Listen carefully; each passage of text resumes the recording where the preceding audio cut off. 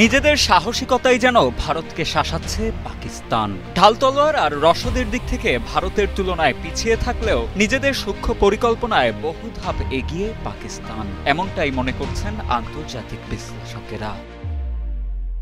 কাশ্মীরের পেহেলগাম ইস্যুতে উত্তেজনাকে ঘিরে একে অপরের ভূখণ্ডে হামলা চালাচ্ছে ভারত ও পাকিস্তান। ব্রিটিশ সংবাদ মাধ্যম বিবিসির এক প্রতিবেদন বলছে, হামলা পাল্টা হামলায় দুদেশে অন্তত ৪১ জনের প্রাণহানি হয়েছে, আহত হয়েছেন অর্ধ শতাধিক।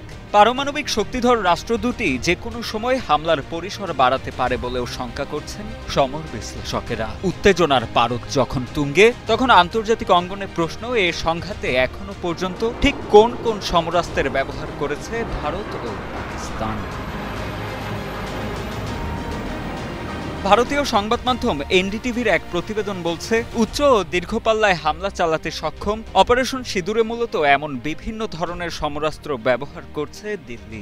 এই অস্ত্রগুলোর মধ্যে স্কাল্প ক্রুজ মিসাইল, হ্যামার বোমা ও লোটারিং মিউনিশন ড্রোন উল্লেখযোগ্য।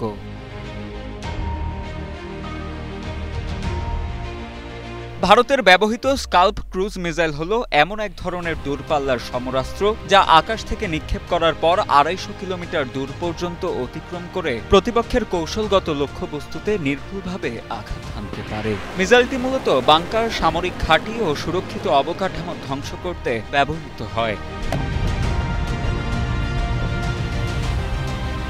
পাকিস্তানের হামলায় ভারতের ব্যবহৃত হ্যামার বোমাগুলো মূলত শক্তিশালী স্থাপনা যেমন কনক্রিটের বাংকার বা বহুতল ভবন ধ্বংসে ব্যবহার করা হয়। এ ধরনের সমরাস্ত্র ৫০ থেকে ৭০ কিলোমিটার দূরের লক্ষ্যবস্তুতে আঘাত হানতে সক্ষম। পাকিস্তানের হামলায় ভারত লোটারিং মিউনিশন ড্রোন ব্যবহার করেছে বলেও তথ্য পাওয়া গেছে বিভিন্ন সংবাদ মাধ্যমে। এ ধরনের ড্রোনগুলো নির্দিষ্ট এলাকায় ঘোরাফেরা করে লক্ষ্যবস্তুকে শনাক্তের পর স্বয়ংক্রিয়ভাবে অথবা দূর নিয়ন্ত্রণভাবে হামলা চালিয়ে লক্ষ্যবস্তু ধ্বংস করতে পারে। এই অস্ত্রের বিশেষত্ব হলো, একবার লক্ষ্যবস্তু চিহ্নিত করা হলে এরা সরাসরি বিস্ফোরণ ঘটিয়ে আঘাত হানে, ফলে এগুলোর পুনর্ব্যবহার সম্ভব নয়। অন্যদিকে পাকিস্তান ঠিক কোন প্রযুক্তি বা সমরাস্ত্রগুলো ব্যবহার করে ভারতের হামলার জবাব দিচ্ছে তা এখনও স্পষ্টভাবে জানা যায়নি। তবে ভারতীয় বাহিনী পাকিস্তানি ভূখণ্ডে ক্ষেপণাস্ত্র হামলা চালানোর পর তাৎক্ষণিক প্রতিক্রিয়ায় ভারতের ৫টি যুদ্ধবিমান ভূপাতিত করার দাবি করেছে পাকিস্তান আন্তঃবাহিনী জনসংযোগ পরিদপ্তর। পাকিস্তানি সেনাবাহিনীর দাবি, ৩টি রাফাল, একটি SU-30 এবং একটি MiG-29 যুদ্ধবিমান ভূপাতিত করতে সক্ষম হয়েছেন তারা।